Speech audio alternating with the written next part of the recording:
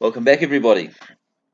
Well, the day's finally come. We are doing the last presentation in this series, other than a few topics of special interest and questions and answers for the next couple of weeks. And then perhaps we'll take a month off and do it all again. Now, tonight I hope to bring you up to date with what is almost next in the big deception that Paul calls the lie. I'm speaking of the fake alien invasion, which could in principle be unleashed upon us at any time. I think personally it's still 9 or 10 years away, and I say that now speaking in 2018, but I could be wrong. It was ready to go as far back as 1974. I hope tonight I can at least prepare your minds for what the New World Order is getting ready to serve you up, if it has the chance. Last week I suggested that the age might end with a terrible interaction of Mars, Earth and Venus. I hope it wasn't too scary, but I can assure you that if that is the way it's going to end, you don't want to be around to see the spectacle. Hanging around will be like running out onto the beach to watch the 100-foot tsunami coming in. No wetsuit or rubber dinghy is going to see you through that. Tidal waves will be only one of a dozen terrifying things that will wipe the earth clear of all life. The waves will be the result of huge hurricane-force winds and tornadoes, enhanced again by huge undersea tectonic motions that also cause all the cities of the world to fall, along with folding and twisting actions that tear mountains apart and melt them. Supervolcanoes will go off, and lava will rain down everywhere from the Earth's own explosions. The lava and rock of other planets will also rain down. The ground itself will open up and melt underfoot. The sun will blaze furiously at the Earth's inhabitants, who will be consumed with all kinds of fire. Boiling water will be blasted from volcanoes under the ocean and rain down hot and acidic. Dead algae will fill the water with decomposing material that starves the waters of oxygen. All coral and sea life will perish. Without the magnetic field intact, men will receive direct scalding from ultraviolet, microwaves and gamma rays, as a furious sun also adds to the misery. Frequencies emerging from within the earth will drive men mad as well, but no help is at hand. They will beg to die, and in short order their wish will be granted. Zechariah's plague of eyes and tongues dissolving in their sockets will also come to pass. With the sky torn open, they will see the great judge on his throne, and, in the moment they see him, will confess all their sin. But redemption is gone. Worst of all, they will see the saints safely in glory, impassively watching the retribution that God metes out to all sinners on their behalf. In this fiery rebirth of the earth, sin is destroyed once and for all. The saints are also reborn, now as resurrected beings and immortal. The fallen angels have completed their sin, and the unregenerate among men have met the same fate as these angels. I have suggested that the late 2020s are a period of special interest and focus, for the astrological and other signs all seem to point to a conclusion of matters perhaps as early as 2030. Yet at another level, the date is immaterial, except that a close date may instill a sense of urgency in us all, and the New World Order probably has this sense of urgency as well. Our job is, first of all, to know our God, and secondly, to understand our enemy, as we know the times ahead are about to become perilous and full of deceit and lying wonders. Discernment and caution are all important. If we know the wiles of the wicked one, we can withstand during the great siege and receive the prize when Jesus finally intervenes and turns the battle. We continue to have an interesting discussion ahead of us tonight, and afterwards, hopefully, some time for questions. Now, New Agers like to speak of spiritual and DNA changes as we enter the magnetized region in space. They speak of heightened consciousness and a period of communication with beings living in other dimensions. New Agers have applauded how this will have an effect on human creativity and spiritual growth. Asteroids also attracted to this magnetic loop may, however, be of more immediate concern. NASA recently warned that the Earth is moving into an asteroid-rich region of space. Since the beginning of time, legend has told of an epic battle between darkness and light.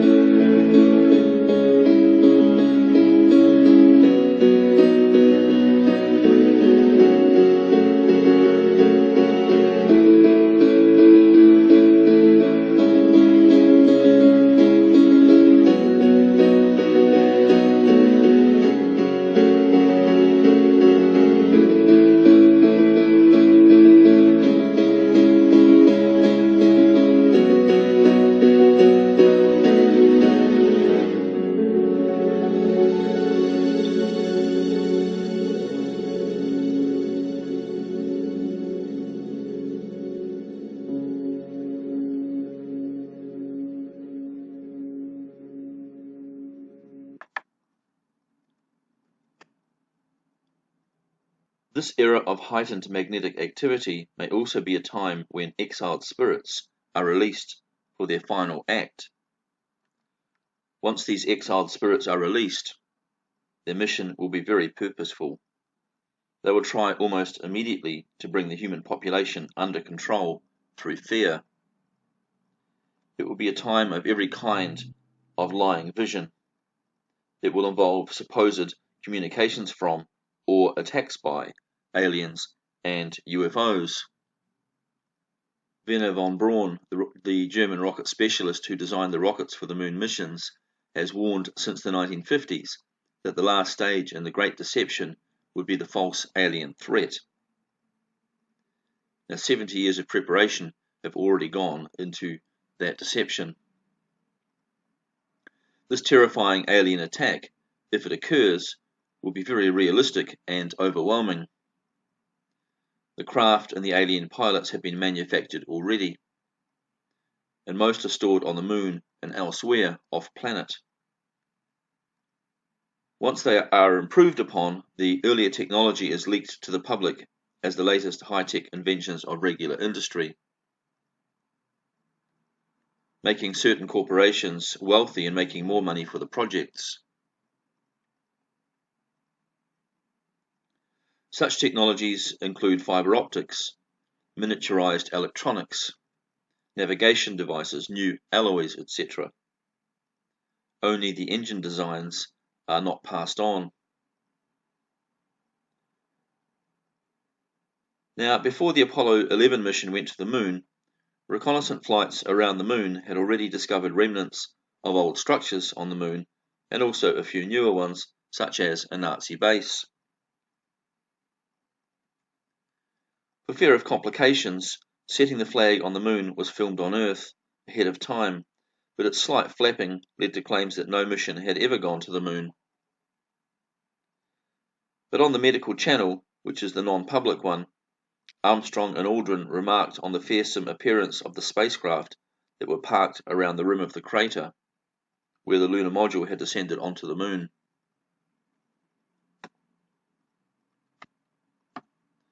These parked craft did not belong to NASA, nor the Russians, but it is unclear whether they belonged to the US military-industrial secret space program. I am assuming they did, but all of this was back in 1969.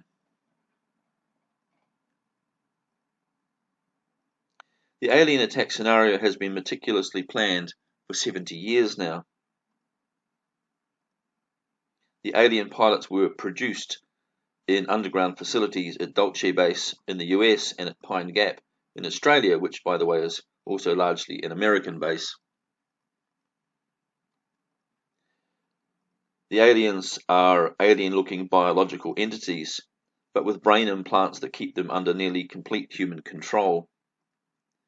The Army calls them PLFs, or Programmed Life Forms. They are more or less biological robots, the alien equivalent of cyborgs. Their flying machines are referred to as stagecraft. The weapons they use will be lasers. But where they strike certain buildings, there may actually already be nuclear devices planted as well, already currently set up for detonation, just to make the power of their weapons look that much more awesome. Apparently these have been situated in key targets across the US, and this has been for a few years now.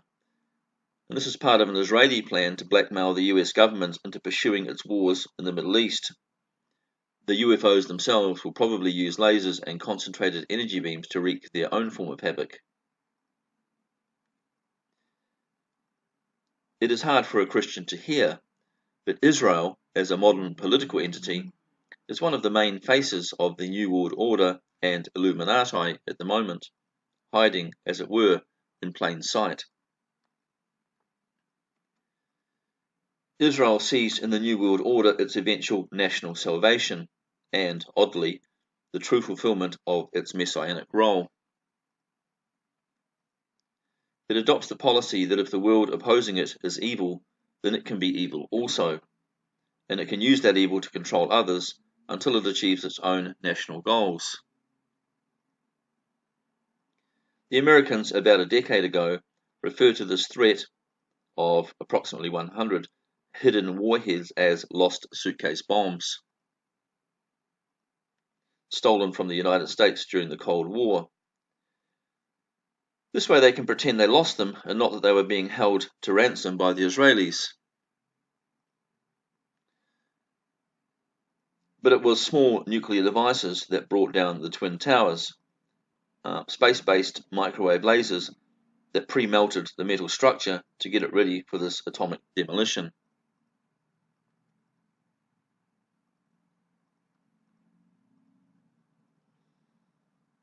The proof is in what became of all those who cleaned out the rubble of the collapse. Most of those have subsequently died. The official story is that they died from asbestos and dust poisoning, but most were in fact wearing masks and gloves. The reality is that they died of radiation poisoning. And it was Israel that staged the attack for the Americans to give America carte blanche to wage a series of wars in the Middle East on Israel's behalf. And for those who are interested, one can look up now videos about the great hole that was dug into the earth under the Twin Towers. You can see it now. It's about, I think, 100 feet across and 75 feet deep. And it really shows the melted rock structures of a small nuclear detonation having been set off underground underneath the Twin Towers at the time that they fell, or just before. The alien threat also plays into the hands of social engineers seeking to bring about the world socialism or fascism of the New World Order and Agenda 21's ecological objectives. The threat of extraterrestrial invasion would cause society to unite against a common threat and put aside personal interests, directed by a world, that is United Nations, emergency government. We're going to look at a section now of 17 minutes from the video Secret Societies and Flying Saucers, which is otherwise well over an hour.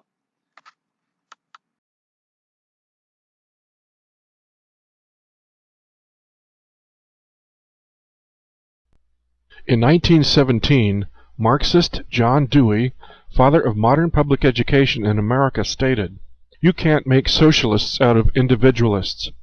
Children who know how to think for themselves spoil the harmony of the collective society which is coming, where everyone is interdependent." As well, John Dewey was the first political person to publicly recognize the social engineering potential of a perceived threat of an invasion from outer space when he stated, "The best way to unite all the nations on this globe would be an attack from some other planet. In the face of such an alien enemy, people would respond with a sense of their unity of interest and purpose." In 1955, upon retirement from an illustrious military career, General Douglas MacArthur told the New York Times, "The nations of the world will have to unite, for the next war will be an interplanetary war. The nations of the Earth must someday make a common front against attack by people from other planets."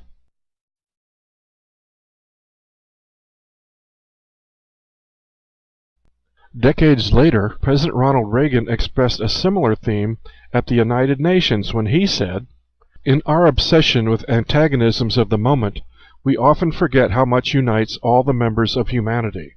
Perhaps we need some outside universal threat to make us realize this common bond. I occasionally think how quickly our differences would vanish if we were facing an alien threat from outside this world." Dr. Carol Rosin, former assistant to famed German rocket scientist Wernher von Braun, claims he warned her repeatedly before his death in 1977 that a series of events were being prepared to engineer a false flag Armageddon, including a staged alien invasion. And remember, Carol, the last card is the alien card. We are going to have to build space-based weapons against aliens, and all of it is a lie. Henry Kissinger, a member of the Bilderberg Group, Council on Foreign Relations, and the Trilateral Commission, raised suspicions that the New World Order would play the fake alien card in the future when he made the following statement at the 1991 Bilderberg Conference held in Evian, France. Today, America would be outraged if United Nations troops entered Los Angeles to restore order. Tomorrow they will be grateful. These statements span 70 years and 2 world wars. Yet the people who would use the mass media to terrorize an unsuspecting population stand ready again to promote a similar scenario. The radio broadcast of The War of the Worlds may have been a precursor to a grand finale, fake, outer space alien invasion.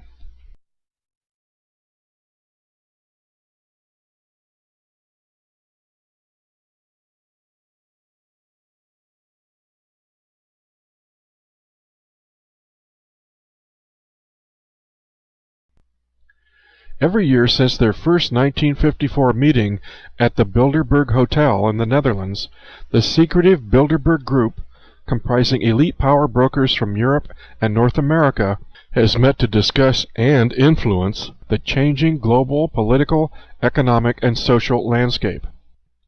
Dotted amongst the usual suspects, Rockefeller, Kissinger, and Soros, we see the presence of renowned Hollywood filmmaker Steven Spielberg, who attended the 1999 Bilderberg meeting at Sintra, Portugal. But what business does Spielberg, a stellar chief of the entertainment industry, have secretly mingling with international bankers, military intelligence, and world political leaders? Since the 1970s, Spielberg has directed or produced 7 of the top 20 grossing films of all time, including the most successful alien UFO films of all time. From Close Encounters of the Third Kind to E.T. to Deep Impact to the TV miniseries Taken, and not the least of these being his own version of War of the Worlds in 2005, all of which depict alien invaders from outer space. Spielberg is clearly a tool of the elite. He has almost single-handedly crafted the national public perception of extraterrestrials, and the success of his efforts may be reflected in Roper public opinion polls that claim 80% of the American population believes in UFOs. Spielberg's involvement with UFO psyops was directly implicated in a document purported to be the transcript of a classified 1980 briefing with newly elected President Ronald Reagan. CIA Director William Casey openly revealed to President Reagan just how a careful psychological program was using the media to carefully craft a public perception of the UFO phenomenon. The first person who helped us with this disinformation program was Mr. George Adamski back in the early 50s. As well, this briefing revealed the CIA supervised all productions of UFO-related movies. This helps the public to keep their minds open, but also allows us to keep our secret aircraft away from the public's knowledge. The first cooperative venture was the movie The Day the Earth Stood Still. That was a cooperative venture with the United States Air Force and the movie industry. We provided the basic subject matter for the movie Close Encounters. Reagan's CIA director, William Casey, a former corporate lawyer, later boasted, "We'll know our disinformation program is complete when everything the American public believes is false." We have been and are being conditioned. It's no strange coincidence that top Trilateral Commission and Hollywood lieutenants like Lawrence Rockefeller and Steven Spielberg have been either funding or fomenting this alien paradigm. That is not to say the entire UFO research field is controlled, but the stranglehold at the top represents elite manipulation and social engineering. The technology to pull off this hoax is in place. The historical precedents are documented. It will only take one declaration from the President, one staged attack on an American city to convince the people of a universal threat, from which only a centralized one-world government will be able to protect us. The empire of money fully controls the mass media, and the mass media fully controls the public perception of UFOs. In other words, threat of an alien invasion offers the ultimate alchemical solution to Adam Weishaupt's original Illuminati goal: abolition of all ordered national governments, so that the Luciferian ideology of totalitarianism may be imposed on mankind.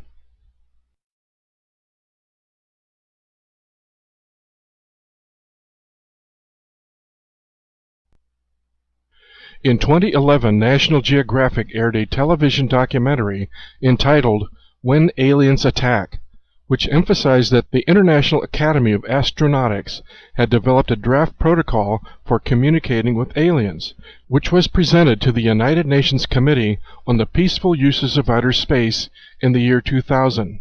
The protocol states, in the case of the confirmed detection of an extraterrestrial signal, signatories of this declaration will not respond without first seeking guidance and consent from a broad-based representative body such as the United Nations. This begs the question, would the mass arrival of aliens in our skies finally secure the submergence of United States sovereignty and national independence to an all-powerful one-world government? The secret agenda of the Illuminati.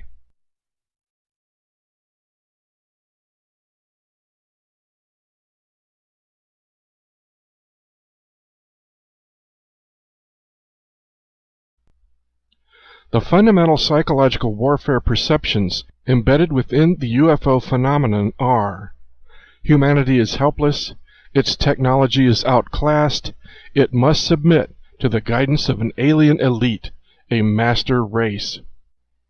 With these goals explicitly revealed, the PSYOPs intent of the 1951 20th Century Fox motion picture The Day the Earth Stood Still is perfectly clear: submission to the guidance of an alien elite. Having demonstrated the invincible power of his robot policeman, Alien Klaatu issues his final ultimatum. Your choice is simple: join us and live in peace, or pursue your present course and face obliteration. We shall be waiting for your answer. The decision rests with you.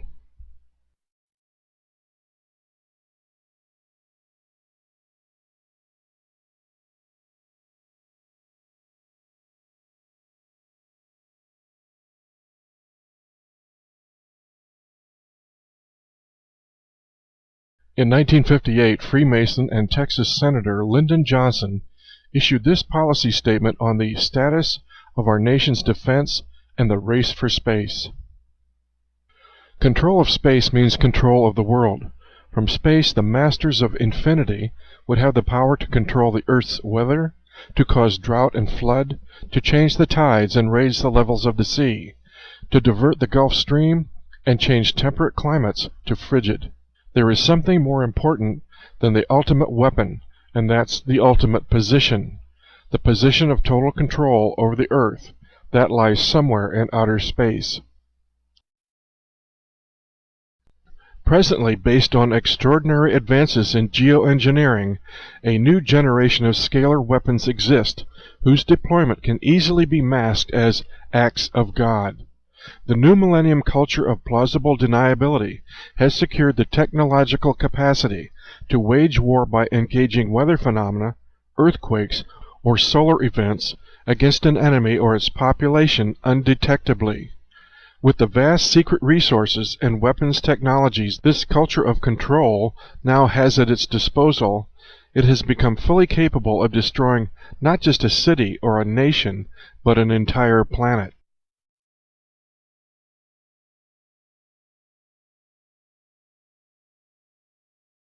This occult culture of full-spectrum dominance has become an autonomous breakaway civilization unto itself, leaving the rest of human society dangerously irrelevant and vulnerable. But far more than economic or political or military control, the great work of the high cabal fraternity has now turned its psychopathic obsession for domination over fundamental human physiology itself. This Frankenstein program, innocuously introduced by Freemason Newt Gingrich in 2001 as the Age of Transitions, showcased the National Science Foundation's transhumanist eugenics agenda to establish on this planet a new species of totally controlled bioengineered humans. Inevitably, the cybernetic enhancement of human performance is sneaking up on society. Dynamic advances in artificial intelligence technology are swiftly replacing human viability in our culture. In fact, the present exponential growth of bioengineering and computer technologies is about to marginalize the human factor altogether. Science tells us that by 2045, humans will become obsolete, replaced by vastly superior artificial intelligence, AI.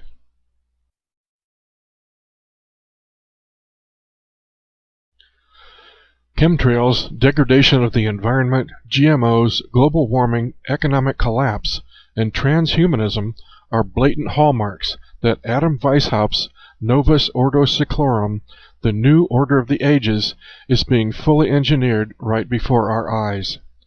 The full-spectrum recreation of old Atlantis, a masterful achievement of alchemical social engineering. But the question remains, why would generations of secret brotherhoods offer themselves as willing accomplices to the degradation and demise of their own nations, their own planet, and even their own species? To participate in such pathological schemes is irrational, suicidal folly. And evidence strongly suggests that occult rituals have allowed ancient alien masters to manipulate their human proxies in a long-term program of preparation for their eventual overt appearance.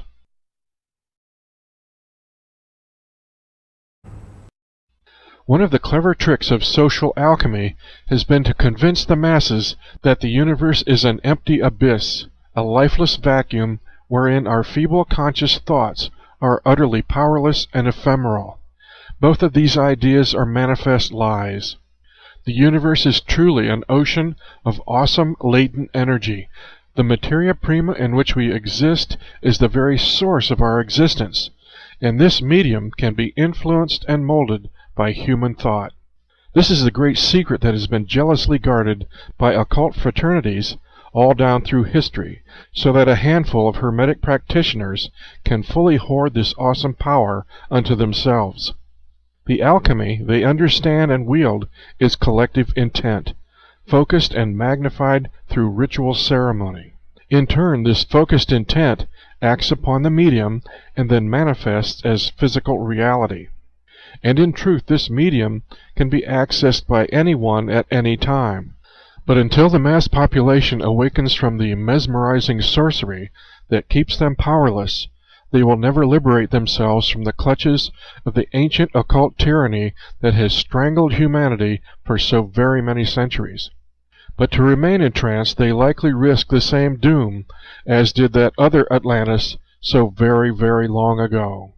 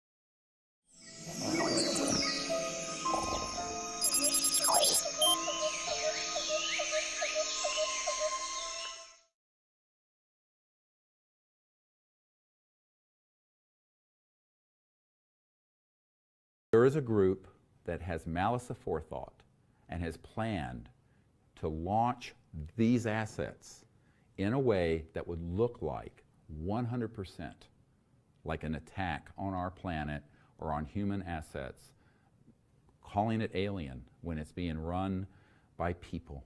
I call it the Wizard of Oz.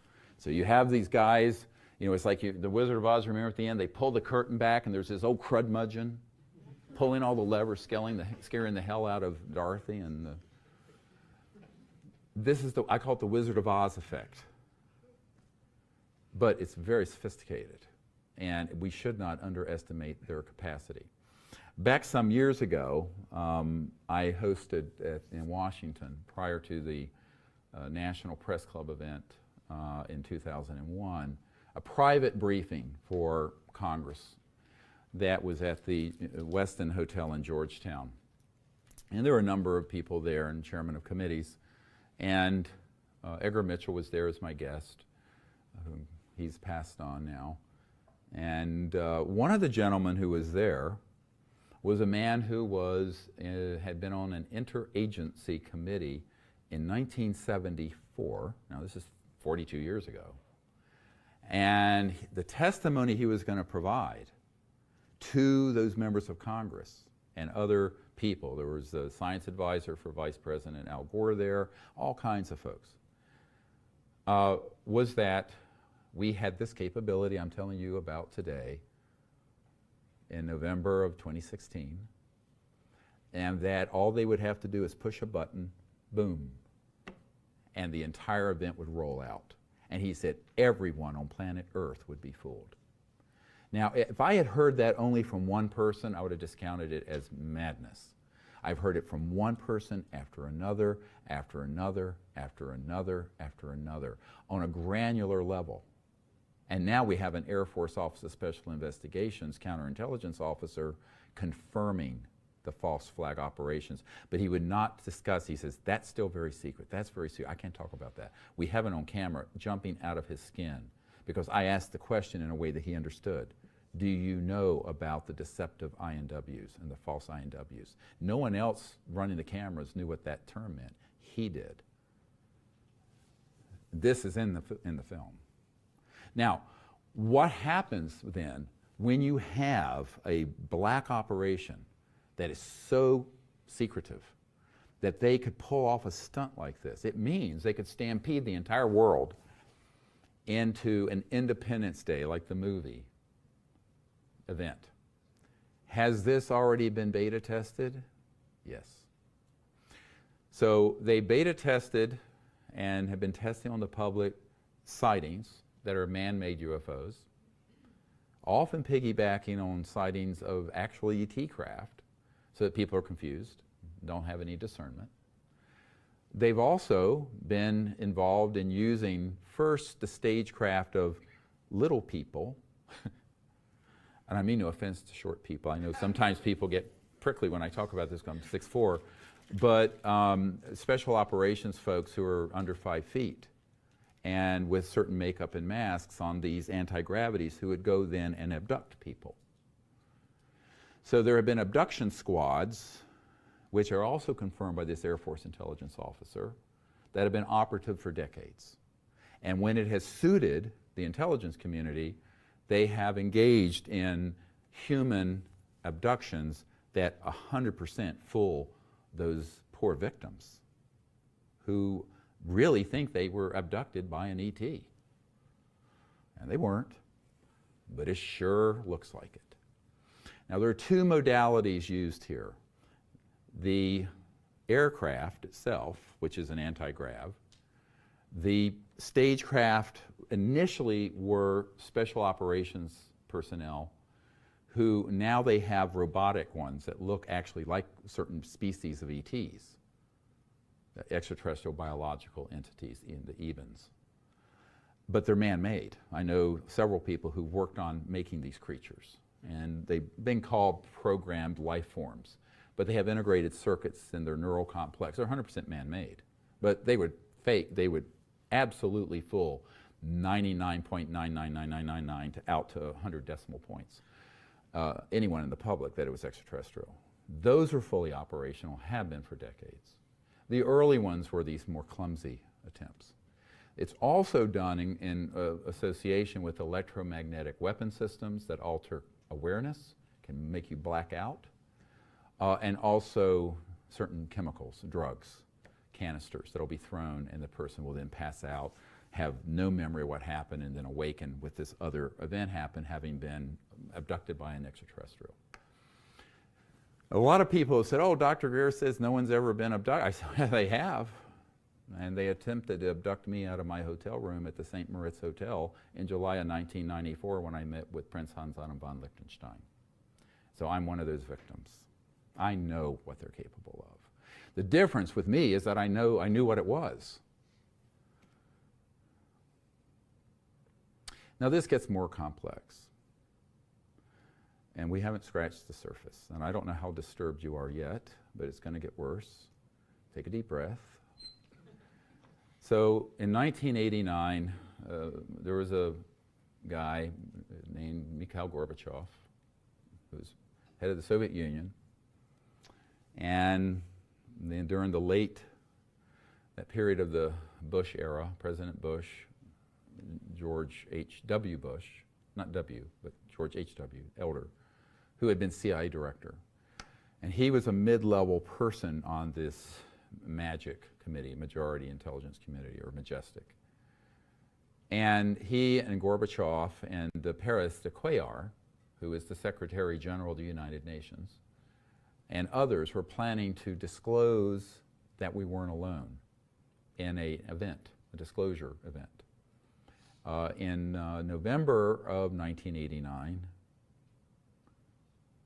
Perez de Cuellar was abducted out of his motorcade at about 3 a.m. in New York City by aliens. Now, I put in parentheses aliens, meaning human assets. And he was taken and on board this human-controlled abduction event and told that if he were to continue with that plan, that the aliens would abduct everyone involved, including the President of the United States. And Prince Hans Adam von Liechtenstein told me this personally because he was personal friends with Perez de Cuellar, the UN Secretary General. And the Crown Prince of Liechtenstein said to me, this is why I don't believe you'll be successful at disclosing the extraterrestrial presence. And I just smiled and I said, well, I believe you have it backwards. And he did not know, this was in July of 1994, of the ability of the intelligence community to set up a hoax of someone like a world figure, political figure like the head of the United Nations. That actually happened. Now, because of that, Gorbachev, Bush Sr., the president, Perez de Cuellar, and others involved canceled the plans to let the public know we weren't alone because they were concerned that, and I was told, and I'm quoting by Prince Hans von Liechtenstein, that this blew up like an atomic bomb in the Bush White House, and they said, we're staying out of this now. And ever since then, no one in that office has wanted to deal with this because they don't know what's ET and now what's human. And the stagecraft and the ability to interfere with plans by people who are congressmen or UN secretary generals or presidents is so great that none of them want to risk that happening to them. Because in those elite circles, trust me, because I've been in meetings, those folks don't want that to happen to them. Or worse. This is why, you know, when I got this information to President Bill Clinton via his CIA director, 2 months or a month later, a very good friend of the Clinton family came to my home and said, well, they really support what you're recommending, but they're afraid that if President Clinton does this, he will end up like Jack Kennedy. And I laughed. I thought he was joking. And he says, what are you laughing at? I'm being serious. This guy was a jokester, sort of bag man for the Democratic Party, fundraiser. And I said, well, if that's true, we really are in trouble. Now, that was in January 1994. And you can see why between December of 1993 and the summer of 1994 I was canceling my involvement in this subject. I had to be begged to stay in it because this is very difficult. So this is how long I've known this. So I think that my problem personally, I'm saying as a man, one fallible human, is who do I share this with and when and what detail? I am only scratching the surface. And because of what has been happening with the WikiLeaks, with John Podesta's emails about UFOs, the New York Times reporting on Hillary's interest in it, which this was a red line subject, the mainstream media starting to report it, they are being unleashed. To me, there are signs out there that this false flag hoaxing of an attack on the planet is closer than it's been in 22 years that I've been involved. Now, the gentleman who had this story to tell and who was an official on the interagency committee dealing with this specifically, who was going to testify in front of these members of Congress at that private meeting I set up in 1997, he told me that this was the most difficult thing he'd ever done because he felt like he was betraying some of his brothers in the intelligence community, but he felt the world needed to know. That night, he was sequestered out of the Westin Hotel by people who he had worked with back in the 70s and taken to an undisclosed location out in Virginia, and he never returned, and we've never heard from him since. He left a note under my assistant's door, Sherry Adamak, saying that I have to leave. The people who I've worked with are begging me not to go forward with this testimony, and they are begging for time for them to get this under control and stand it down. Unfortunately, I do not think he succeeded. I think these rogue elements have prevailed since 1997. It's almost 20 years later. And for that reason, we are in mortal danger of being deceived by this. Now, am I saying that all people who have had contact with ETs have been abducted by humans? No. I'm saying, though, that if you have trillions of dollars and the kind of technologies I've been referring to, and you have the intent to masquerade and simulate an alien contact abduction event, you can do it. So that is one of the chief issues that we have to begin to think about. What part of what we hear about in the UFO and internet and movies and books is ET, interstellar? What part is counterintelligence and propaganda and conditioning events by the intelligence community and by the deep, deep, deep, darkest parts of this rogue community that have betrayed the United States and every other country on earth? Well, I'm telling you that their stagecraft, as they call it, is so good that there are very few people who would not be deceived by it.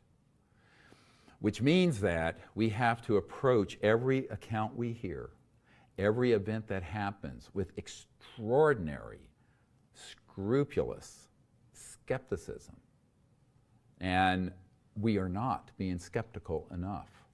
Now, I know I'm building a very long bridge for you to go over, and I apologize for that. And it's not my fault that you've been lied to for 70 years.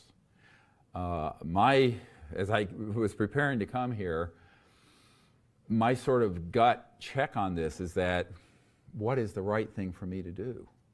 And that is to send up a call, like Paul Revere. The British are coming. Well, the British are fine now, but this is coming. And let's not get fooled again. So what are the lessons for us? Well, first of all, according to 1 Thessalonians 5, 1-5, be ready.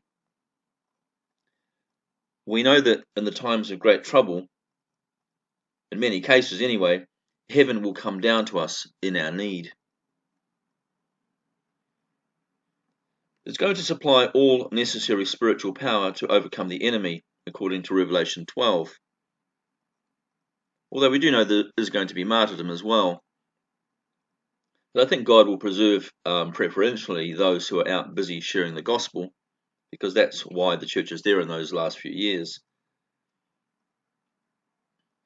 The New Jerusalem is descending, according to Revelation 21, and is about to alight upon the earth. In this sense, we can understand too that the spiritual essence of it, the power of God and the Holy Spirit's presence in the world, is also increasing and increasing throughout this period to enable the church to fulfill its work in a short time. Truth and faith will be needed for the final battle. The state will know all about you, so don't give them anything more than you have to. Don't make Mr. Rockefeller's day by getting chipped. They can switch it off at any time and you are done. Your bank accounts are closed. Your access to this and that is gone. Your property and your rights are seized. And they'll always know where you are because of the GPS aspect of the chip. And so you can easily betray your fellow Christians by your location if they are seeking to find out where you are having your meetings in secret. The church may have to discard the weak dogmas of an earlier age before engaging in philosophical debates with the secular society, speaking for the beast. We don't want to show confusion to the world when they are trying to hear what we have to say. However, miracles and genuine answers to prayer will defeat all philosophical objections in any case. Although the church will, like the two witnesses, be falling in the street under the assault of the beast, that is the world system, at another level it is living in the life of Christ. These signs are the signs of approaching redemption. This is also the time of the final great witness, which will be spectacular and marked by the supernatural signs of Christ's own ministry. It is a time really of great spiritual victory. So where there is weakness in the flesh, there is also extraordinary power in the spirit. Revelation 12 verse 10. And I heard a loud voice saying in heaven, now has come salvation and strength and the kingdom of our God and the power of his Christ. For the accuser of our brethren is cast down, which accused them before our God day and night. This is the moment in history when Christians will be given the spiritual power to completely dominate Satan.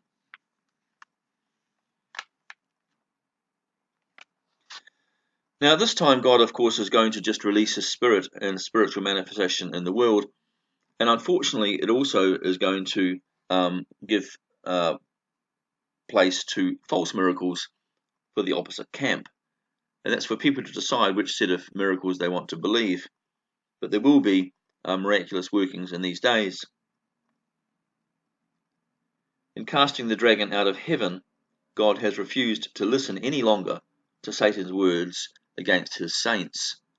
They are now free to operate. Unhindered, Christians will become Christ-like, like sons of God, once Satan has been cast from heaven. Such identity and power has originated in Christ himself. We can compare Colossians 2 verses 10 onwards to understand this. And this will be manifest on the earth in these very last days. Romans 8 verses 18 to 25. For I consider that the sufferings of this present time are not worthy to be compared with the glory that is to be revealed in us. For the anxious longing of the creation waits eagerly for the revealing of the sons of God. For the creation was subjected to futility, not willingly, but because of him who subjected it in hope. That the creation itself will also be set free from its slavery to corruption, into the freedom of the glory of the children of God. We know that the whole creation groans and suffers the pains of childbirth together until now. And not only this, but also we ourselves, having the first fruits of the Spirit grown within ourselves, waiting eagerly for our adoption as sons, the redemption of our body. For in hope we have been saved, but hope that is seen is not hope. For who hopes for what he already sees? But if we hope for what we do not see, with perseverance we wait eagerly for it.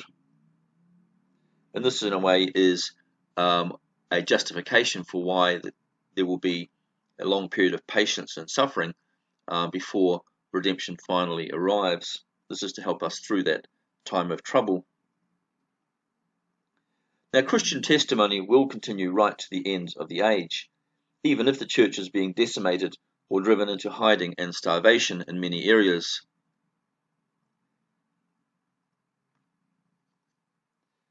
The ministry of the two witnesses in Revelation 11 also continues right through to the end. In its full obedience to God, that is being demonstrated as saints refuse to conform to the spirit of the world and refuse to be distracted by its material enticements.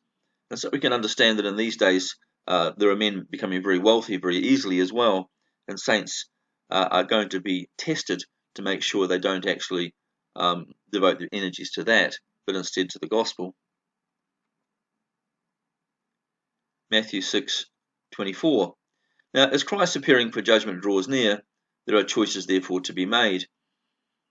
And Matthew 6:24 says that you cannot serve two masters, both God and money. You will hate one and love the other. And I'm sure this will be tested in the very last days. Exodus 20 verse 17 also, you must not be envious of your neighbor's house, or wife, or servants, or anything he has. Greed and wanting the nice things in life are in fact idolatry, and mammon is the idol that is worshipped. We are to be aware of it.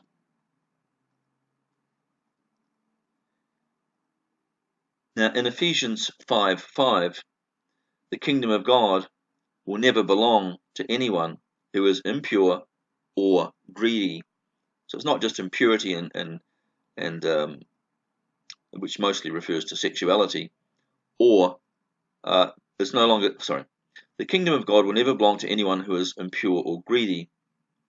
So it's not just sexual immorality, which is what impure generally means, or it can mean also unclean mouth, but it's also greed, which is connected to idolatry. It says here, for a greedy person is really an idol worshipper. So let's face it, when Adam and Eve coveted, they also lost it all.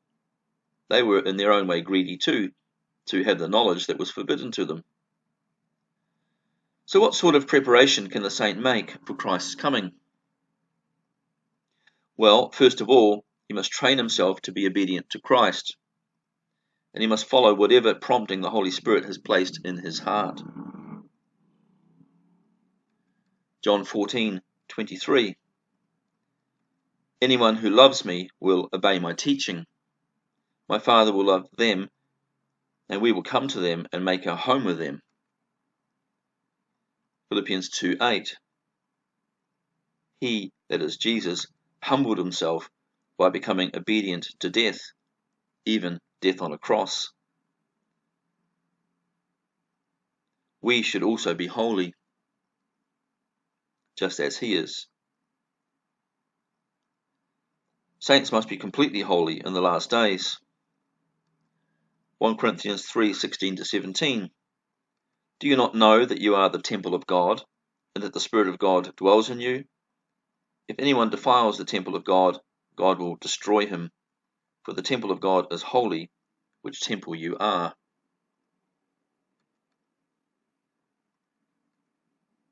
In 1 John 3:3, whoever has this hope in him purifies himself.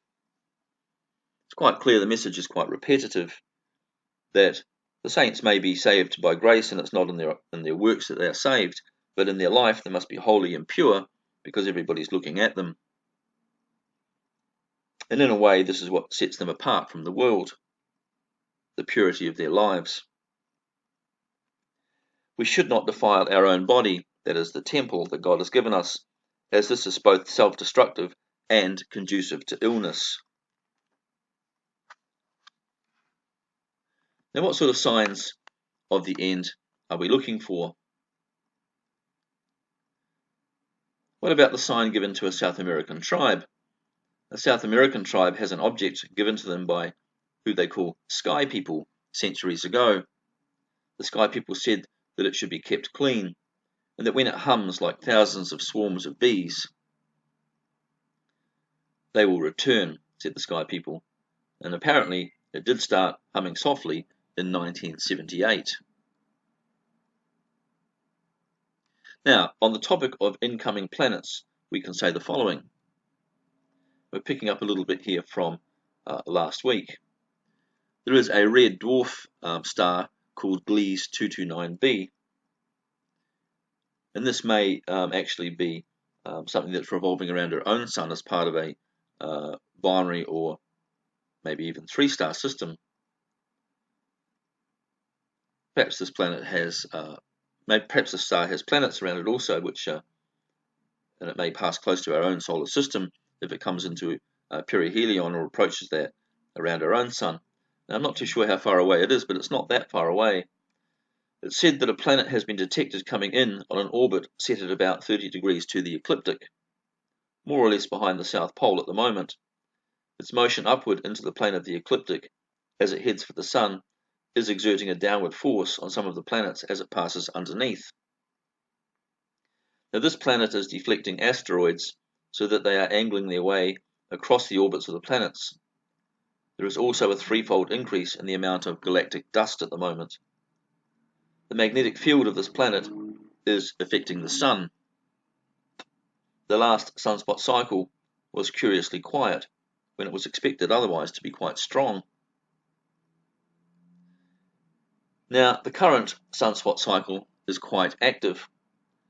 The Sun has shrunk slightly and become hotter and whiter. I think anyone who's sort of over 40 or 50 will remember the Sun used to be quite yellow, especially if you come from New Zealand or Australia, and now when you look at the Sun it's very white. Powerful solar flares, that is CMEs, are expected near planetary perihelion. These release X-ray bursts and magnetic surges, or EMPs, onto the Earth, and these can burn out transformers, an effect known as the Carrington effect. Months of darkness could ensue. Electrically cooled nuclear power stations will struggle not to melt down.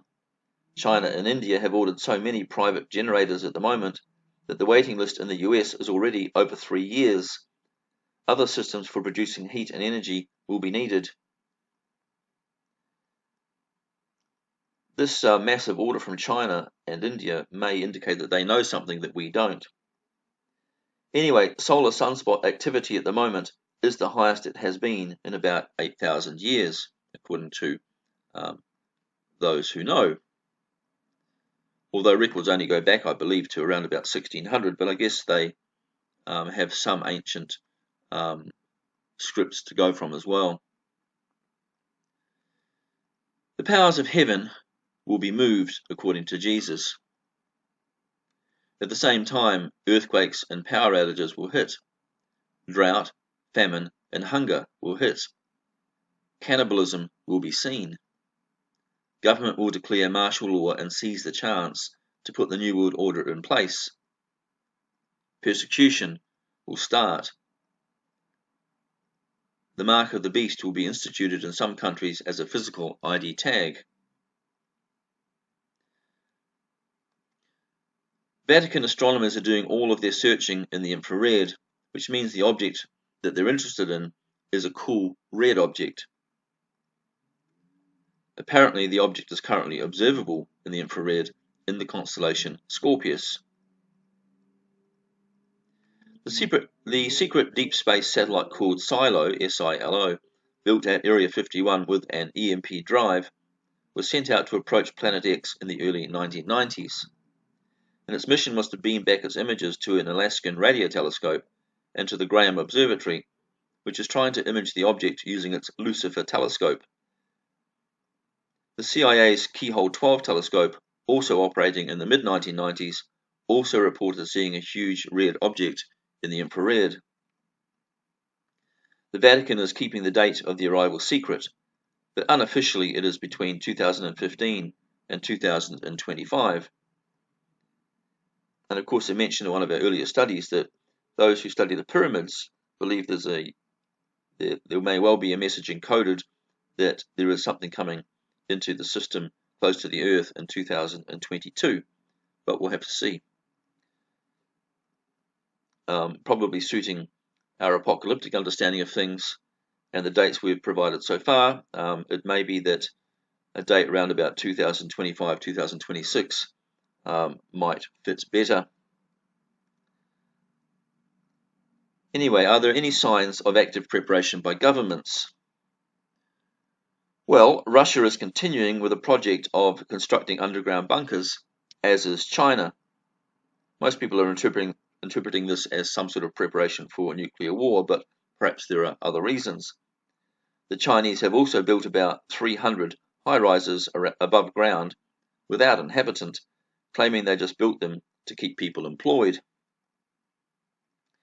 America continues to cut out underground tunnels to interconnect all the DUMBs, which is the deep underground military bases, it has now built across the United States. It's also constructing long tunnels that extend under the ocean to South America. Apparently undersea tunnels already exist from South America most of the way to Antarctica, and they're just trying to connect up with those. But is all of this activity in relation to Planet X going to blindside the world to the departure of Venus from its orbit and the dangerous alteration of Mars' orbit?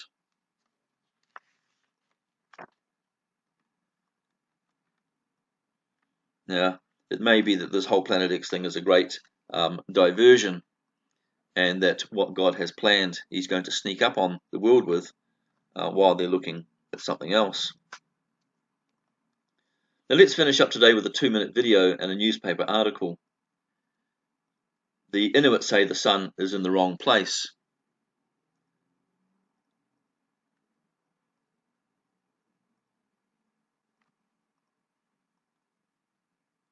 Let's hear it from their own lips.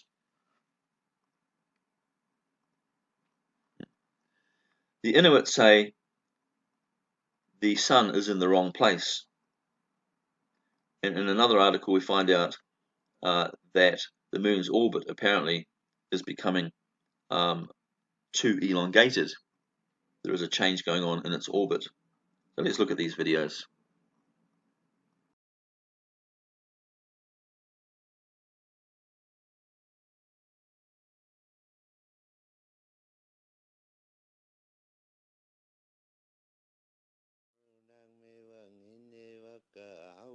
Simayugut kimuksimi ulla aluk kisena ullaqlu taunu taina qaamani kulua naamanaaqarlu taunu natsiqattalaw simayugut qaamani qaunnaman uanau ikaqoqn atawsummin maanna ullumiuyuk ikaqaangni maqquunnik taunani tunnertigu ukiriarnainnarluni imanna narunangitigininga maanna utsu narunangittu qawimanartuq ullunga taawangna puqtunersaulertu taissimaniugalarmat qauyimallaqin kaluortunga taana ujjaqilleqattaqassila qaluiluballersimagaraamanga taanali ujjaqisimallaqittaqassiqina tabaan taimangan tabaanimi utaugama taana ujjaqisimallaqittaqassiqina taamanga alakkassuugugami suqassimaluungaagi kaluallaqmi pauwaaluqattulertimilu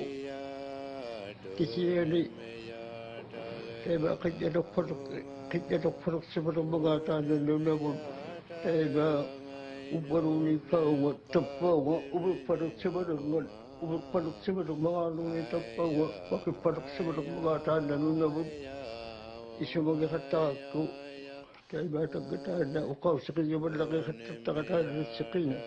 sila nunaqliobut qijjaqlukqalangan asinaligalaaciummat qaanlarunumanga aqaunga Syukuri ng taka kisane kawin si Panyuma si Kinak apagwa nanubulik mau nga sa miano ni pekatalak si Mangalawangat nuna yawatan na hinaligala si Manaktilugo mau nga daw yamit siya nga takasyo mo natin sa Kinak. سخنت أخوشي تتغير شو قال ما نونا خجيت لك بعد ما سخنت باونا بعد نعلو أكيد أنا سير الملو أخوشي بعد كتو Ukaro ka katyak po ko yung naman sa. Ito man nasanga yung kulugaruan. Kasi ano ang naksangin nagpangon nagtutukawak to kaya kung napadgayap sa diyong ayaw sakto na kamarit ko ang niyo piniglo manalang minatok sa kuya wala ko ma kudo ka hindi yakangan. Tamak ko adjigi yung naktangin ikong nga doon iman na wala ko sa mayakarwa kaya man na yun nila.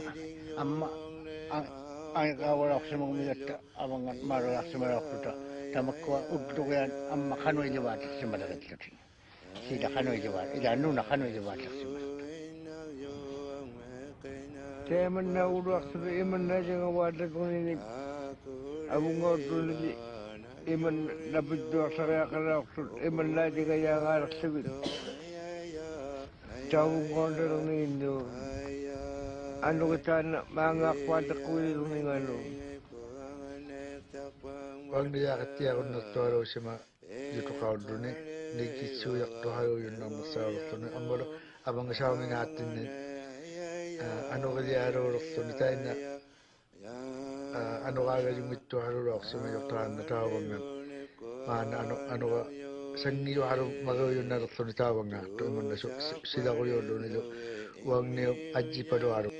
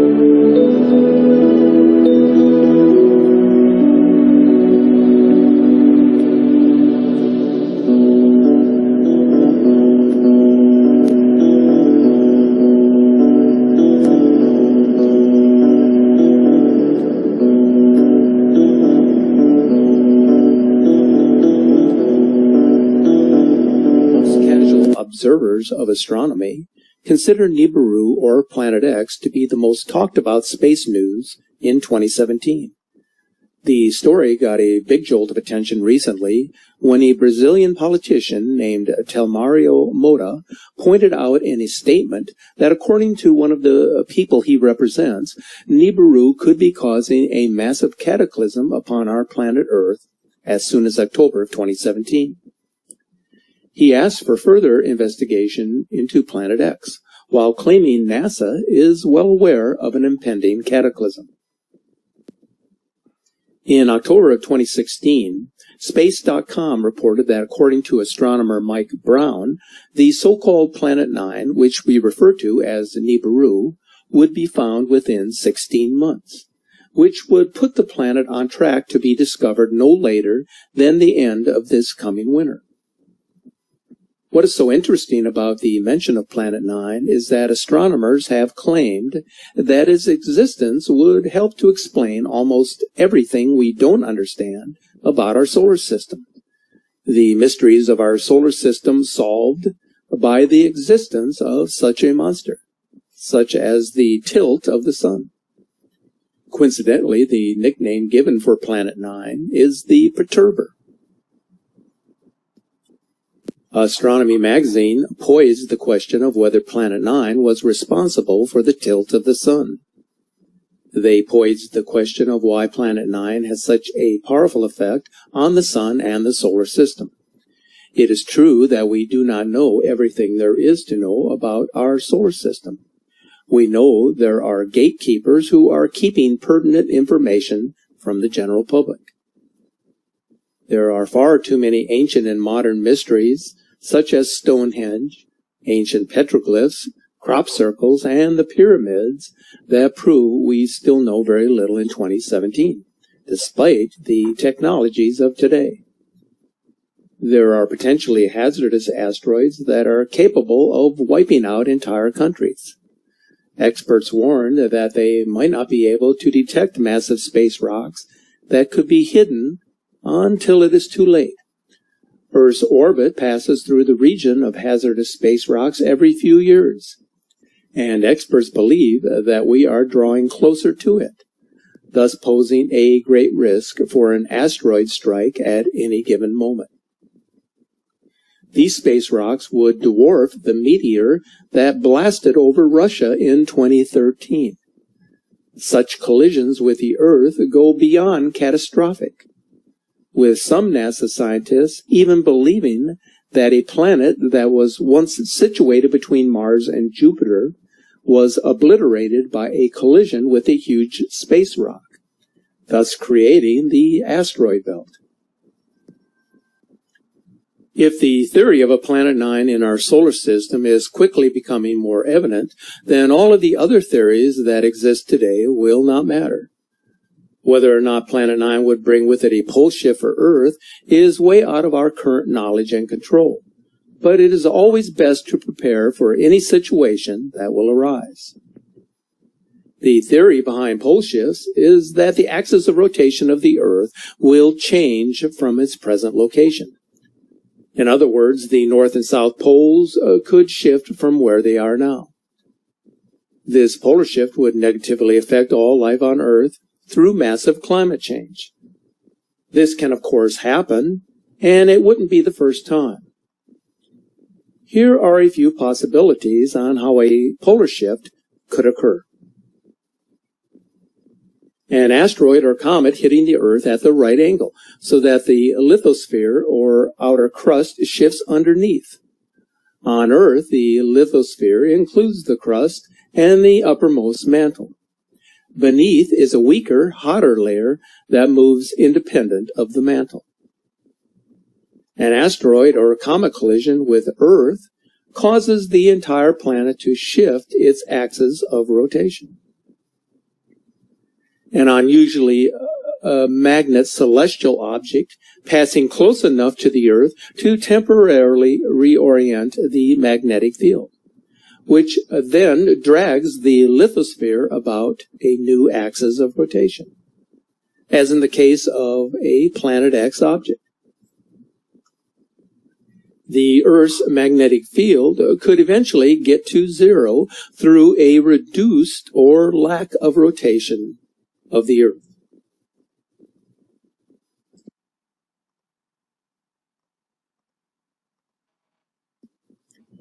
This fossil forest on Healberg Island, which is now barren, dates back to the Eocene period. The trees actually did not fossilize, but instead were mummified. This indicates a much faster process where they were quickly dehydrated in an area that was once a high-latitude wetland forest, pointing to a likely polar shift.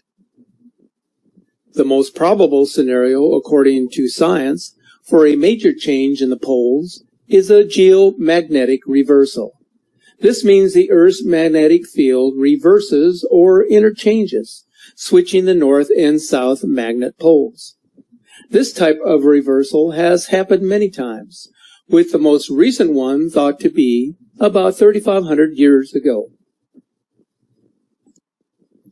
In addition to the theory of a physical shift for the Earth, it is also possible that a spiritual shift is taking place.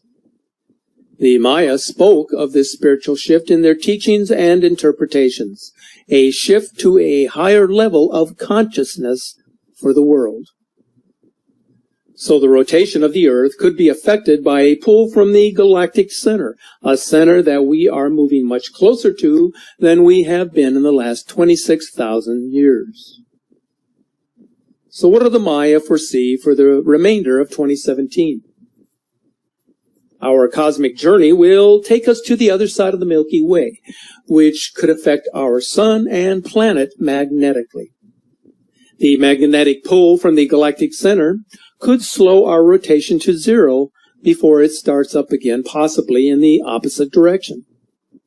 This would put us in sync with the natural rotation of the Milky Way on the other side. In order for the great age of spirituality to happen, there would have to be a series of rapid changes taking place in the field of technology, within our environment, and on a social scale, all of which are taking place today. It is quite interesting that the Maya apparently knew about our passage to the other side of the Milky Way, and also the timing of the great age of change. Right now, we are witnessing a cleansing or a purging of the present values, which consist of material possessions, power, and control, all of which will have no place in the next great age. What futurists and mystics may tell you is that our planet is heading towards an impending pole shift, an actual physical shift in the position of the Earth's north celestial pole, one that would have disastrous consequences around the globe. But if this were to occur, as some have implied in 2017, then how do we prepare?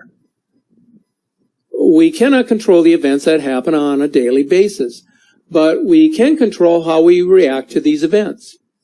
We can look on these events with negativity, or we can attempt to embrace the positive values that will accompany the new age that is awaiting us. The age of transformation, where the power of forgiveness will lead to unity and integrity, and which will promote inner peace in each of us. So if nothing catastrophic were to occur in the remainder of 2017, by embracing this new set of values, we would at the very least reduce the negativity, making our lives seem a bit more meaningful and worthwhile. You see, the world and its inhabitants are tired of the present values. They have lost their meaning. They serve no purpose, and people are ready for change. The world has known this for a very long time. There is more to life than getting up, going to work, having a mortgage, paying taxes, or having the latest technological gadget. If decadence is the way of the world, it is because we have made it so. It has become a function of the present era that all of us are presently a part of. On May 15th of this year, 2017, our observation team posted a video from Slovakia. dated May 13th, showing the presence of two suns. I posted my analysis of this particular video, which I considered to be authentic. As you can see here, the object to the 4 o'clock position of the sun is seen moving behind the clouds. Now, anyone who knows anything about lens flare anomalies or refractions originating from the reflection of a camera lens are well aware that a lens flare cannot appear behind an edifice. Now, whether that be clouds or tree branches or any other type of obstruction. The object seen in this video, which we refer to as a second sun, does not fluctuate, which means it does not move about in relation to the position of the sun. It is primarily in a stationary position at the time in which the object was captured. So this gives considerable credence to the authenticity of this video. The evidence continues to show the presence of a celestial body or a system of planets that are creating havoc across our solar system. Now, the reason that I am bringing up this particular video evidence from last month is that it has garnered much attention across social media, including one of the more notable Planet X researchers and investigators, whom many of you may be familiar with, Marshall Masters. Now, Marshall has written several books on surviving the Planet X tribulation. He has been a frequent guest of the nationally syndicated radio program Coast to Coast, and he is the former Science Features news producer at CNN. Mr. Masters has written and presented a detailed frame-by-frame analysis of the Facebook video, which he has made available on his website, Your Own World USA, and you can find the link to this article in the description section of our video presentation. He divided his analysis into 3 categories: the field of view, gamma testing, and smartphone exposure analysis. All 3 are equally important. However, in order to get a general indication of where this object of interest may be seen at this time, let's concentrate on the first one, the field of view. As you can see in this screen capture of our Facebook posting, I indicated that the object, which we refer to as the second sun, is gradually moving to a position that puts it slightly above the ecliptic plane of our solar system, where all of the planets are situated as they move in their counterclockwise orbits around our sun. It also appears that the object of interest is beginning its closest approach to the sun, which we call perihelion. As Marshall has indicated in his analysis, the official time of this capture for this location was at 4 o'clock in the afternoon. Now, time of sunset on the date of capture, May 12th, was at approximately 8:20 in the evening.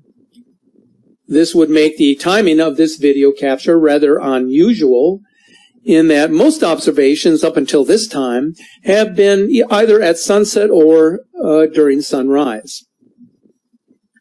So as you can see here, that places the position of this object of interest above the horizon and at the point of the ecliptic, if we take into consideration that the Earth's axis is tilted at 23.5 degrees from the plane of its orbit.